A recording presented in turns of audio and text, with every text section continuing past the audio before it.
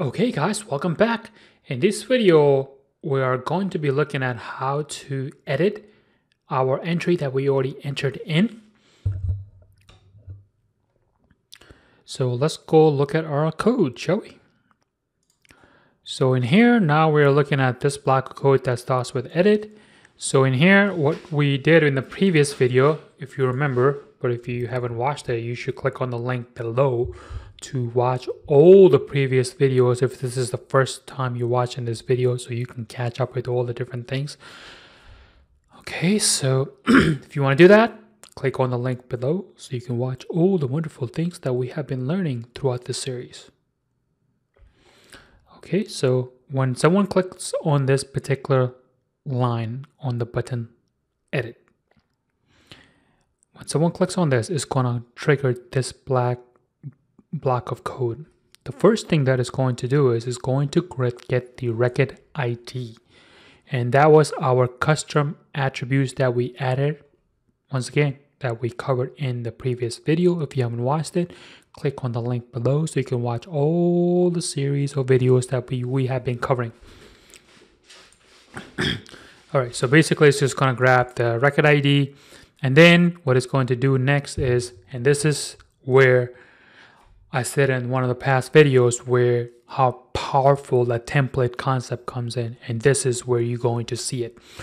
So what it's going to do is it's going to grab all of the template div, everything that it contains in it, it's going to scoop it up, and it's going to assign it to this variable. And then what I'm going to do is I'm going to take all of that scoop and dump it into screen data. And next, what it's going to do is it's going to say, hey, go to screen data, look for this class, and then change that its text from whatever it is to save, and then also add a class called btn update task. And just think about it. As I said before, how powerful it is. So you're creating a template which has 3 fields that you created. It's called template. Then you're scooping that template and from one div, and you're dumping it to another div, and then another div, in this case, is called screen data. And then you're changing the text of the button to say edit or save or update or whatever you want to call it. You know what? Just for the hell of it, I'll call this update, just to prove a point. So I'll call it update. And then I'm also adding a class called btn update task. And then also at the same time, I'm saying, go back to that class task and also add a custom attribute called, wait for it, record ID. And the record ID that I already got when someone clicked on edit. The reason being is because when we are ready to update the value for our task, we only want to update the value that is being asked to update, not any other random value. So this is where the custom attribute functions come in handy. And the next thing what it's going to do is it's going to grab all the tasks. Actually, I don't want to do that. I want to take this out because I don't really care about all the tasks. Or do I not?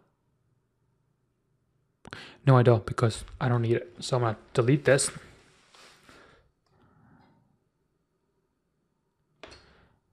I just wanted to make sure I pause for a second, make sure I'm not reading it. I'm not. Okay, so I'm going to delete all that. So I'm going to say, now this is where it comes handy. So this works as like a MySQL kind of thing. Like for example, if you're writing SQL statement, it says grab all where equals blah, or whatever the condition might be. So in this case, we're saying grab, this is the SQL statement. So this is saying grab table, everything within that table, where, which in this case, this is the object, record ID equal the record ID of the person when we assigned it into the edit and delete mode, equals that, and then throw it into this constant console log. And this is what I wanted to show you. This is like a mind-blowing, life-changing experience for me when I learned that. So this line of code, so I'm sure you have used the console log before, but also there's another one called table. So rather than using the term log, you use a table. So what that does is if you have an array of data, so it could be like 1, 2, 3, 4, 5 different rows or arrays or whatever, then it's going to show it as a table. And this line of code where it comes in handy, and this is where you could do like, oh my god, like this is mind-blowing. Okay, so the next thing what I'm doing is I'm assigning a variable task blah blah blah. I don't even know why I'm assigning it, because I really don't need it, just because I'm like one of those neat freak kind of thing. I want to know what is going on, whatever. And sometimes when you are creating your program, you may do something and then later on come back to it, you think to yourself, what the hell was I thinking? Why did I create that? But have faith in yourself when you create it in the mode that you created it when you were writing it, that you know what you were doing. So don't second guess yourself. So therefore, I'm not going to second guess myself by figuring out why did I call it. I just call it being clean. So let's go with that. So in here, what it's doing is it's going to say, hey, go to the screen data, find the class called task name, and this data is coming from this SQL lookup, so to speak. And then it's gonna, this particular bracket, 0 bracket, it just says, hey, if there are more than one, just only grab the first one. In case you have like multiple different rows with the same record ID, which in this case we will not, because our record IDs are unique every single time we insert a record. And in case you are wondering why or how that's the case, click on the link below. You know what to do, so you can watch all the previous videos that we have worked on. That way you know how to create a unique record ID every single time. Alright, so that's what it is. I just have it as just the first 0, and then it's going to grab the task name, date, and so on and so forth. It's going to pretty much just assign the values that is in the table. And then after it does that, it's going to show it, and bang. And then once it shows it, then it will be similar to the screen that we saw when we add a new task.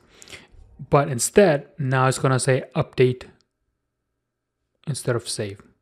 So let's see how this works. So let me refresh this for you. So I'm going to click on all tasks, and then let's say if I want to add the first one. So I'll click on this. Actually, before I click on edit, I want to click on new, just to prove my point that it happens all in the fly, the button name. So right now, you see where it says save? It's going to be same container, but instead of says save, it's going to have, you guessed it, update. So if we go in here, click on update, and bang, there you go. Now how cool is that? One container used over and over and over again. All right, so I'm going to go back in here. And then click on this, and then after I click on this update function, or rather button, and then this particular line of code, that's going to take place again. So next, what it's going to do is going to go to screen container. It's going to find the task, date, description, as we did previously when we added a new task, just to make sure that in case they didn't fill it out or whatnot, just to make sure that all the fields are filled out. If they're empty, show appropriate error message, which we covered intensively in our add new screen. So in case you missed it, click on the link, you know what to do. All right, so that's that. So this time, rather adding a new one, it's just going to go and update it. So I'm going to grab the record ID, which we assigned here. So it's going to grab the record ID for that particular, from that particular button. Then it's going to say, hey, this is the field that you need to update. So this becomes your, in your SQL, so to speak. It says, hey, update these fields where this field equals this.